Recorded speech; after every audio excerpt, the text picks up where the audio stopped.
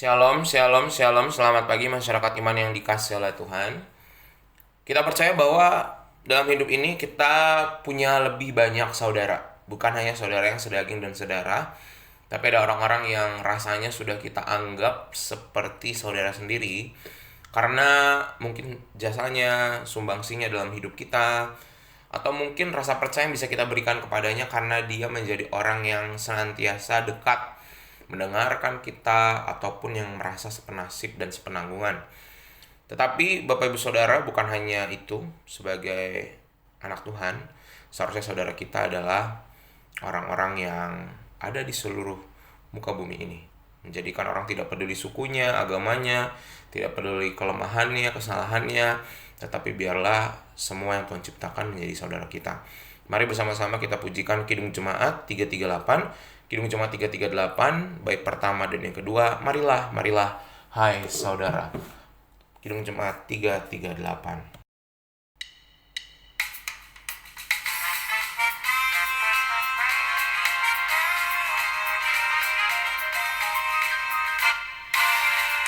Marilah, marilah, hai saudara, menyebarkan terang dunia. Banyak orang kemalangan menderita, diliputi kegelapan kemalu. Marilah, marilah, hai saudara, menyebarkan terang dunia. Ada juga yang digoda kemewahan, tapi tidak mengenal bahagia. Marilah, marilah, hai saudara, menyebarkan terang dunia. Mari kita berdoa. Tuhan, kami percaya bahwa di tengah-tengah hidup kami ini, kami diundang untuk senantiasa menyebarkan terang kasih Tuhan. Dan biarlah sebelum kami bersinar, kami dapat sumber kekuatan energi sinar itu dari firman Tuhan. Kami serahkan pembacaan firman Tuhan, hanya di dalam nama-Mu kami berdoa dan bersyukur. Amin. Bapak Ibu Saudara, bersama-sama kita buka 1 Tawari 20. 1 Tawari 20 ayat 1-8. 1 Tawari 20 ayat 1-8 akan menjadi bacaan kita pada pagi hari ini. 1 Tawari 20 ayat 1-8, dengarkanlah sabda Tuhan. Pada pergantian tahun, pada waktu raja-raja biasanya maju berperang, maka Yoab membawa keluar bala tentaranya. Lalu ia memusnahkan negeri Bani Amon, kemudian ia maju dan mengepung kota Raba. Sedang Daud sendiri tinggal di Yerusalem. Yoab memukul kalah Raba dan meruntuhkannya. Sesudah itu Daud mengambil mahkota dari kepala raja mereka, beratnya ternyata setalenta emas, bertatakan sebuah batu permata yang mahal, dan itu dikenakan kepada Daud. Juga diangkutnya banyak sekali jarahan dari kota itu. Penduduk kota itu diangkutnya dan dipaksanya bekerja dengan gergaji, penggerek besi, dan kapak. Demikianlah juga diperlakukan Daud ke segala kota Bani Amon. Sesudah itu pulanglah Daud dengan seluruh tentara ke Yerusalem. Sesudah itu timbullah pertempuran melawan orang Filistin di Gezer. Pada waktu itu Zibkai, orang Husa, memukul kalah Sipai, seorang dari keturunan raksasa, dan mereka dituduhkan. Maka terjadilah lagi pertempuran melawan orang Filistin. Lalu Elhanan bin Yair menewaskan Lahmi, saudara Goliat, orang Gad itu yang gagang tombaknya seperti pesat tukang tenun. Lalu terjadi lagi pertempuran di Gad, dan di sana ada seorang yang tinggi perawakannya, yang tangannya dan kakinya masing-masing berjari 6, 24 seluruhnya. Juga orang ini termasuk keturunan raksasa. Ia mengolok-olok orang Israel, maka Yonatan anak Simea, kakak Daud, menewaskannya.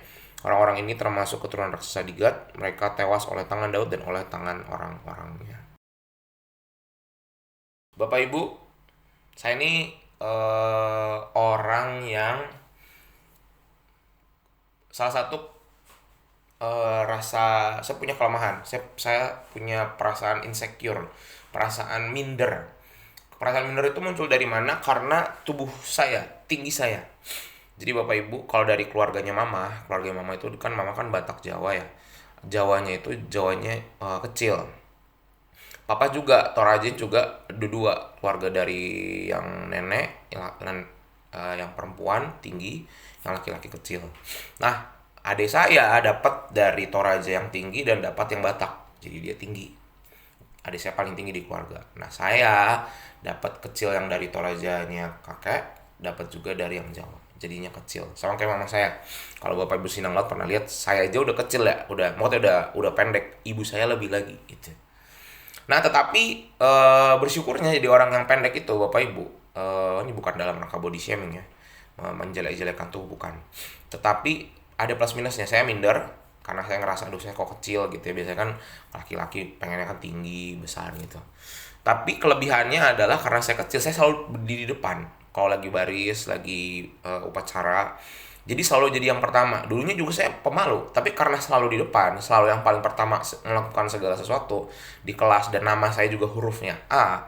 Jadi mau nggak mau saya harus mencoba segala sesuatu yang saya pun belum tahu. Tapi itu membuat saya jadi punya keberanian, jadi keberanian untuk mulai bicara, keberanian untuk mulai sesuatu. Jadi kelemahan itu justru jadi kekuatan.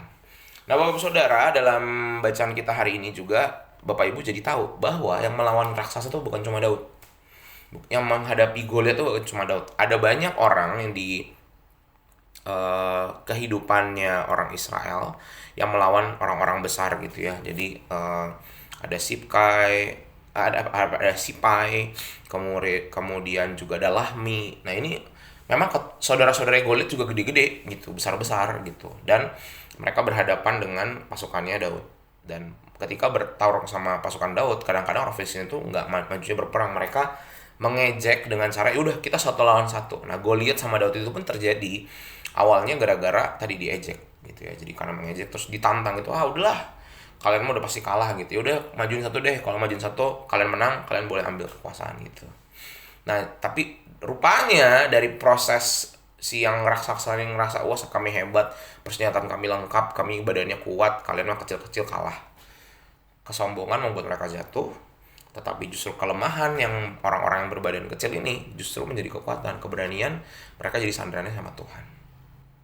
Nah, Bapak Ibu Saudara, dari pengalamannya orang-orang raksasa ini dan orang-orang yang kecil, belajar bahwa ternyata dalam kelemahan Tuhan menyediakan juga kelebihan-kelebihan. Mulai dari keberanian, mulai dari kepercayaan sama Tuhan. Karena tahu saya mah udah pasti saya cuma bisa ngandalin Tuhan aja. Dan dalam keadaan kepepet dan keadaan yang gak memungkinkan, gak ada pilihan lain selain mengandalkan Tuhan. Sehingga Bapak Ibu Saudara, apa yang menjadi raksasa dalam hidup kita hari ini?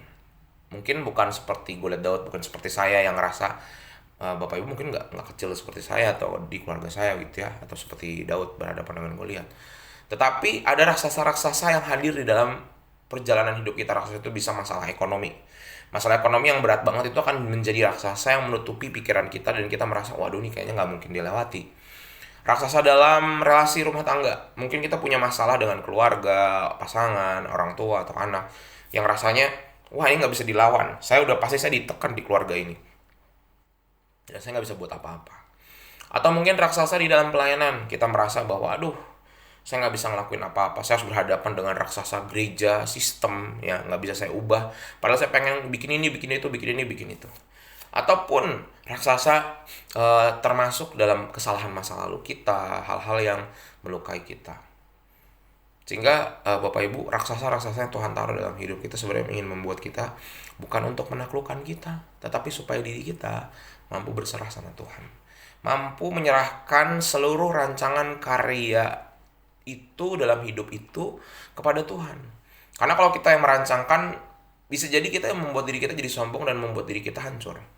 Dan kadang-kadang hal-hal yang mungkin belum baik buat kita harus ditunda dulu. Jadi Bapak Ibu Saudara, semoga hari ini kita belajar. Kita menyadari bahwa kita ini kerdil, kita kecil, kita tidak besar. Ada banyak tantangan, masalah hidup, pekerjaan, ekonomi, keluarga, pelayanan yang di luar kemampuan kita. Dan yang bisa kita lakukan cuma satu, bersandar sama Tuhan.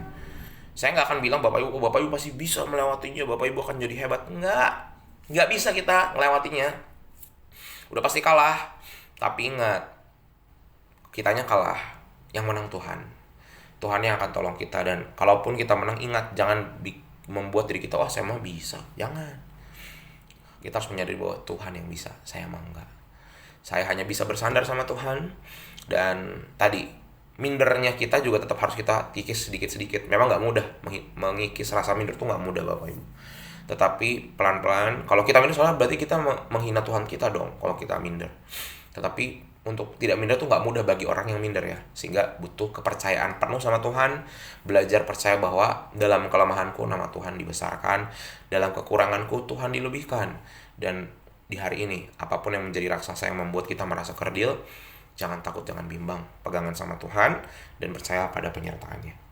Amin. Mari kita berdoa. Tuhan, terima kasih melalui firman Tuhan hari ini kami belajar bahwa kami menghadapi raksasa-raksasa dalam hidup, tetapi tidak membuat kami menjadi lemah dalam melewatinya.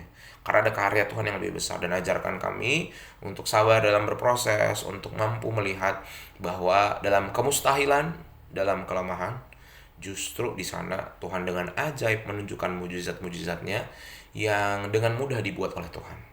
Sehingga biarlah ajarkan kami percaya. Kami serahkan hidup kami hari ini untuk kami bisa melawan raksasa-raksasa dalam kehidupan. Kami telah berdoa. Amin. Selamat pagi, Tuhan Yesus memberkati, tetap bersemangat.